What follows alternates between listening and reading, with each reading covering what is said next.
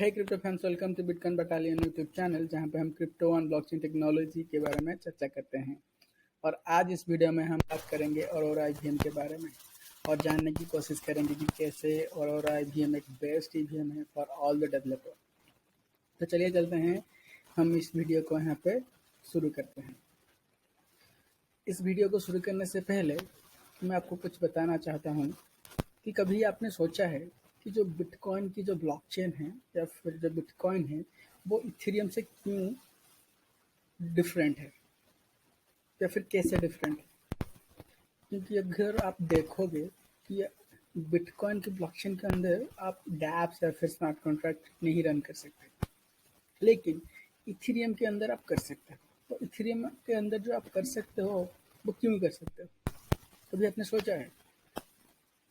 तो जो ईवीएम है ना, इथेरियम वर्चुअल मशीन, यही एक चीज़ है जो इथेरियम को बिटकॉइन से डिफरेंट बनाता है। और इसी के कारण लोग जो है इथेरियम के अंदर अपने डैप्स या फिर स्मार्ट कॉन्ट्रैक्ट को बना के रन कर सकते हैं। तो इथेरियम वर्चुअल मशीन ही एक ऐसा एनवायरनमेंट देता है लोगों को या फिर डेवलपर्स को, जहाँ पर वो लोग जाके अपने जो डेवलपमेंट है वो करते हैं, फिर टेस्टिंग करते हैं या फिर रन करते हैं। एक प्रोग्रामिंग एनवायरनमेंट देता है इथेरियम ब्लॉकचेन के अंदर, और इसी के वजह से इथेरियम एक ब्लॉकचेन बेस्ड सॉफ्टवेयर प्लेटफॉर्म है। ठीक है, तो ये रहा ईवीएम। लेकिन अगर कोई ब्लॉकचेन स्लो है, उसका गैस फी जो उसमें जो लगता है वो हाई है, जैसे कि अभी हमको पता है कि इथेरियम में लगता है, अगर आप इथेरियम के अंदर कोई ट्रांजैक्शन करते हो तो आपको ज़्यादा गैस फी लगता है। तो अगर उसी ब्लॉकचेन के अंदर कोई ईवीएम है, तो अगर आप उस ईवीएम को यूज़ करेंगे ना, तो उस ईवीएम के लिए जो हाई फी कॉस्ट रहेगा वो भी आप एक्सपीरियंस करोगे या फिर आपको वो भी देना पड़ सकता है। तो इसी के कारण अभी जितने भी लोग हैं इथेरियम के अंदर डैप्स बनाते हैं, एनएफटी लॉन्च करते हैं या फिर कुछ भी कर रहे हैं उसके ऊपर, तो उसके अंदर जो लोगों की संख्या है, यूजर्स के जो संख्या है वो बढ़ती जा रही है, और उसी के कारण इथेरियम के अंदर स्केलेबिलिटी घटती जा रही है और गैस फी जो है वो ऊपर चढ़ती जाती है। एंड जो भी ईवीएम यूजर हैं उनके लिए एक बैरियर बनता जा रहा है। इसके कारण न्यू डेवलपर्स जो हैं वो चाहकर भी डेवलपमेंट अपना वो वहाँ पे नहीं कर पा रहे हैं। तो ये बेसिकली एक प्रॉब्लम है जो कि अभी हम फेस कर रहे हैं इथेरियम ईवीएम के अंदर। लेकिन कभी आपने सोचा है कि एक ऐसा भी ऑप्शन है जिसको यूज़ करके आप वेरी इजीली अपना डेवलपमेंट जो है कर सकते हो? For example aurora EVM.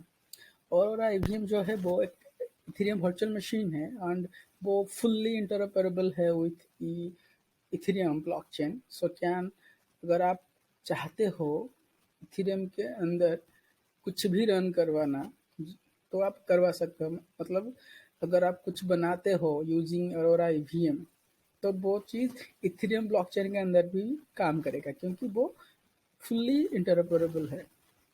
लेकिन डिफरेंस क्या है? डिफरेंस ये है कि जो अरोरा ईवीएम है वो नियर प्रोटोकॉल के ऊपर बनाया गया है, यानी एक एडवांस प्लेटफॉर्म के ऊपर ये ईवीएम बनाया गया है। एंड उसी के कारण, जैसे मैंने बोला था कि अगर कोई ब्लॉकचेन के ऊपर कोई ईवीएम है तो उस ब्लॉकचेन के हिसाब से आप ईवीएम का भी होता है। मतलब अगर आपने एक स्लो ब्लॉकचेन में ईवीएम बनाया तो वो ईवीएम भी स्लो होगा। अगर आप एक कॉस्टली ब्लॉकचेन के ऊपर ईवीएम को बनाया तो वो भी कॉस्टली होगा। लेकिन जो नेयर प्रोटोकॉल है वो बहुत चीप, मतलब आप उसको यूज करोगे तो आपका बहुत सारा ट्रांजैक्शन फी बचेगा इन कंपेयर टू इथेरियम, जो कि मैं आपको आगे बताऊंगा कि कितना ट्रांजैक्शन फी आप सेव कर सकते हो। एंड बहुत ही फास्ट प्लेटफॉर्म है। एंड ऑरोरा को यूज़ करके आप ये मत सोचना कि आपने सॉलिडिटी लर्निंग किया है और फिर आपको वाइपर आता है एंड आपको ऑरोरा गेम यूज़ करने के लिए कोई नया लैंग्वेज सीखने को पड़ेगा। तो आप ये मत सोचना, क्योंकि मैंने जैसे शुरुआत में बोला था कि ये फुल्ली अफोर्डेबल है विथ इथेरियम ब्लॉकचेन। सो अगर आप सॉलिडिटी लैंग्वेज को जानते हो या फिर वाइपर को जानते हो तो आप उसी लैंग्वेज को यूज़ करके और आईबीएम में डेवलपमेंट कर सकते हो।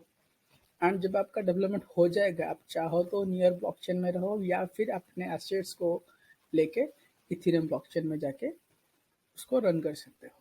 तो ये बहुत ईजी है आपके लिए। एंड अगर आप पूछोगे मेरे को कि हम अगर अरोरा ईवीएम को यूज़ करके हमको क्या क्या बेनिफिट्स मिलेंगे, तो बेसिकली आपका जो फी रहेगा वो 100,000x चीपर रहेगा in compare to Ethereum, right. तो बहुत सस्ता रहेगा आपको यहाँ पे आपका जो डेवलपमेंट करना in in the prospective of transaction fee. And आपको 50x फास्टर मिलेगा ट्रांजैक्शन। और अगर आप कोई ट्रांजैक्शन करते हो, आपको सिर्फ 2 सेकेंड लगेंगे उसका फाइनलिटी के लिए, मतलब आपने ट्रांजैक्शन किया, अब उसको 2 सेकेंड लगेगा कंफर्म होने के लिए। तो बेसिकली ये नियर के जो इन्वायरमेंट है उसके ऊपर बना है, और नियर की तरह ही ये फ्यूचर प्रूफ है, चीफ है, फास्ट है एंड मॉडर्न है। एंड आपको ये भी पता होना चाहिए कि नियर ब्लॉकचेन को ना एक ग्रीन ब्लॉकचेन का मान्यता भी मिला है। तो अगर आपका ईवीएम इसके अंदर है तो आप समझ लो कि आप बहुत ही एनवायरनमेंट फ्रेंडली कुछ काम कर रहे हो, क्योंकि अब अगर देखोगे इथेरियम ब्लॉकचेन को, वो प्रूफ ऑफ स्टैक ब्लॉकचेन है, तो बहुत सारा वो इलेक्ट्रिसिटी या फिर एनर्जी कंज्यूम करता है इसके ब्लॉकचेन के अंदर, लेकिन इथेरियम के कंपैरिजन में नियर ग्रीन है। ठीक है। तो अगर मैं आपको बेसिकली बता दूं कि इथेरियम जो वर्चुअल मशीन है ऑरोरा का या फिर नियर प्रोटोकॉल का, वो बेसिकली कैसे काम करता है ना, अगर आप कोई ट्रांजैक्शन करते हो, मतलब या फिर कोई एसेट को ट्रांसलोकेट करते हो from Ethereum blockchain to NEAR blockchain, तो वो उसको अडैप्ट करके नियर ब्लॉकचेन के अंदर ले आता है। और फिर जब आप एक बार ही नियर ब्लॉकचेन के अंदर आ जाते हो, फिर जितना भी ट्रांजैक्शन करोगे या फिर जितना भी कुछ करोगे, वो नियर ब्लॉकचेन के हिसाब से होगा।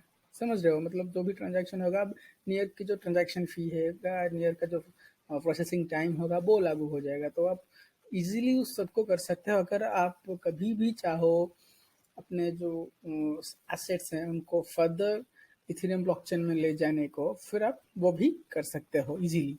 आपको कोई नहीं रोकेगा, या फिर आपको कोई दिक्कत नहीं होगा फ्यूचर में फिर से वापस लौट जाने के लिए। लेकिन मैं आपको यह भी बोल सकता हूँ कि अगर आप एक बार ही नियर ब्लॉकचेन को यूज़ करोगे और उसके ईवीएम को यूज़ करोगे, तो मे भी आपका मन नहीं होगा कि आप नियर को छोड़ के फिर से वापस इथेरियम में जाओगे, जहाँ पर आपको हाई फी लगती है। तो बेसिकली ये वीडियो यही तक था, जहाँ पर मैंने बेसिक आइडिया दिया कि अरोरा ईवीएम क्या है। अगर आपको ये वीडियो अच्छा लगा और फिर कोई ये डाउट रह गया, आप कमेंट कर सकते हो, एंड इस वीडियो को लाइक भी करना एंड चैनल को सब्सक्राइब भी करना। तो चले चलते हैं दूसरे वीडियो में मिलते हैं, तब तक के लिए बाय बाय।